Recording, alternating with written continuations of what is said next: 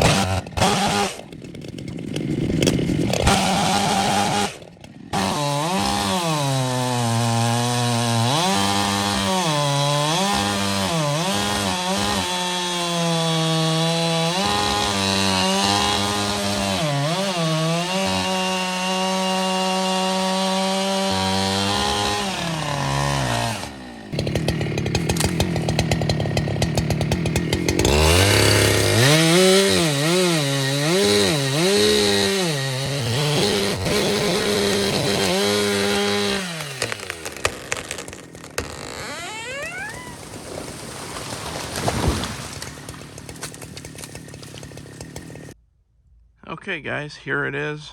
Got it down. Just cut that little piece off the top so we measure that stump. So we opened up the sky there a little bit.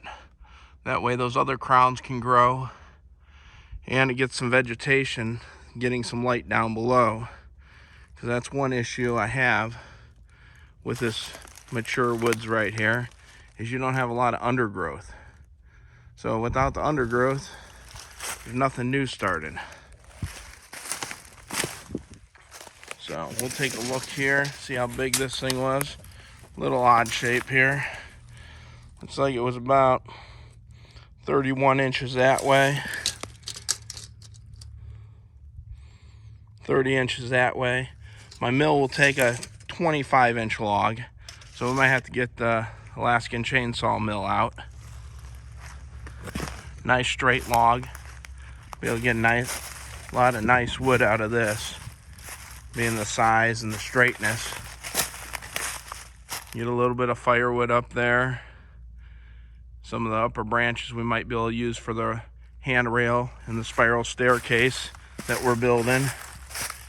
Well, it took down this cherry trees here.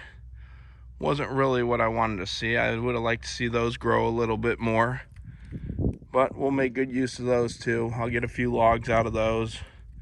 We'll be able to use those in the cabin, build somewhere. All right, well, I've got one more I want to cut down before we get the one over by the cabin. Got a poplar. Let's go take a look at that. Okay, so here's the other one I want to take out. It's a decent sized straight poplar tree. Got that little curve up there, but it's a really nice straight tree. Make nice lumber. It's about 21 inches at the bottom. I'd like to get it a little bit bigger, but I've got a lot going on in this area with some smaller stuff. I got this poplar trying to grow underneath this one, so this will help this one take off. But I've also got like this, I believe it's a white oak, kind of crowding it there. I don't have a lot of white oak, so I'd like to keep those. I got this other big red oak here that I want to keep to keep supplying the animals with some food, and replant this area. That way the next generation has some trees back here. Next couple. So this one, we got that crook there, which is kind of making it lean that way just a little bit. So I'm going to try to drop it that direction a little bit and see what we can do here. Same thing, couldn't cut a notch in the front of it, come back behind it, cut it down slowly, keep an eye on it. When it starts going, we'll just let it go. And hopefully we can get this one dropped straight to the ground too. Again, not a professional. This is just the way I do it.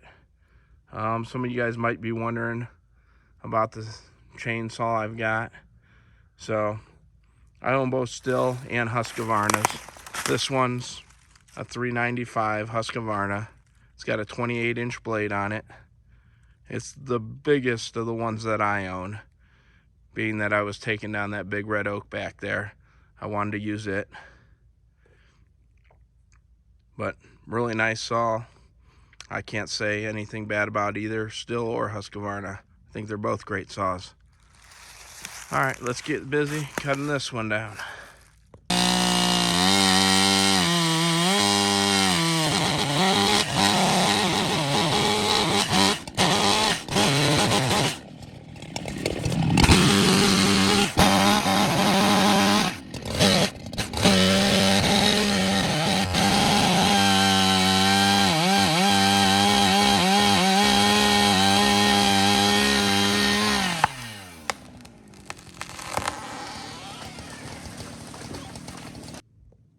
Well, guys, that's exactly what we didn't want to happen.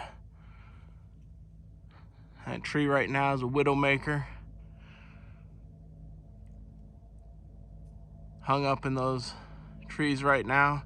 We're going to see if we can't get the tractor to sit there and pull that down. That way we don't have to worry about it.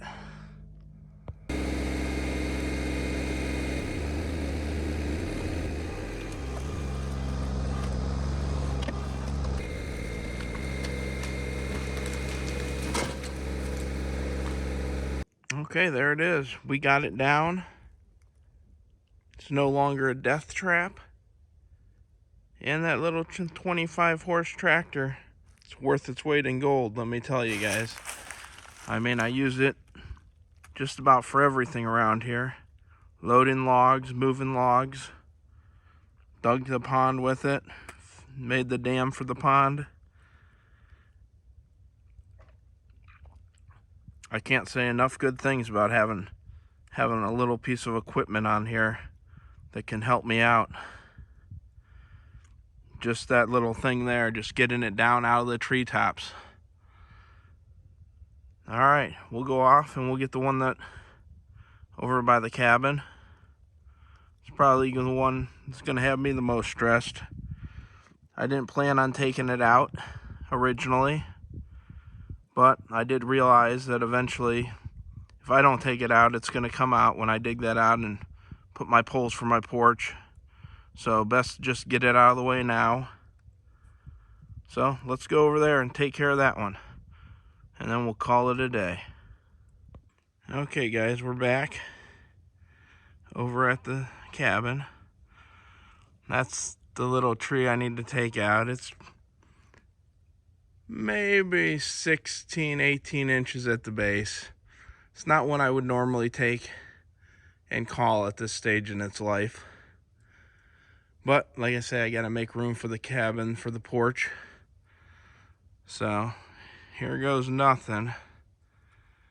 We're gonna try to drop it straight across that dam or slightly behind it, because we got our drain pipes right there. We don't want to hit those, and on the other side we don't want to hit the ones coming out, but I'd rather hit those than those ones.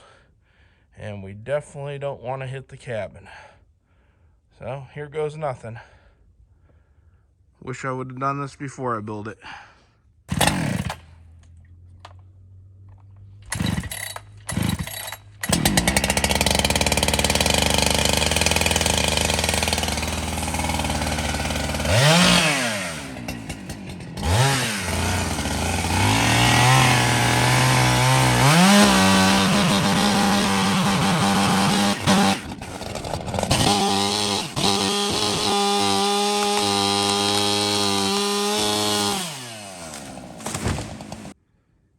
Well, that is not where I wanted it to go. But it didn't hit the cabin, so I'm happy about that. Hopefully it didn't affect my drain pipes over there, and I don't have to fix those. But we do need to get that out of the pond. So it looks like I've got a little bit more work to do today.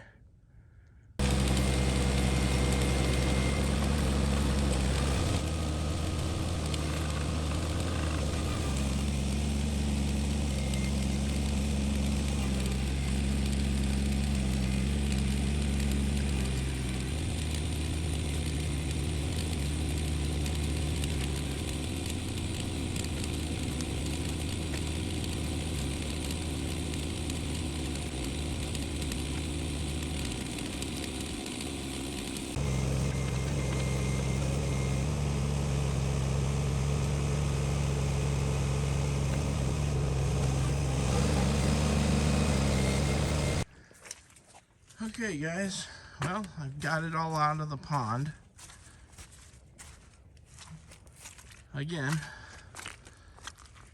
big thanks to my little tractor and this little backhoe, because without it, I would have been in pretty bad position here with all that tree in the pond. I think we may have got lucky here, and everything split. It is what I'm hoping. As for now, everything's still at the top of my outlet here. So I don't see anything, it's just trickling over. It's not lower than it, so that's a good thing. There's not an excessive amount coming out down there. It looks like just what's going over the top. So with any luck, we didn't do any damage, and I don't have to fix this at all.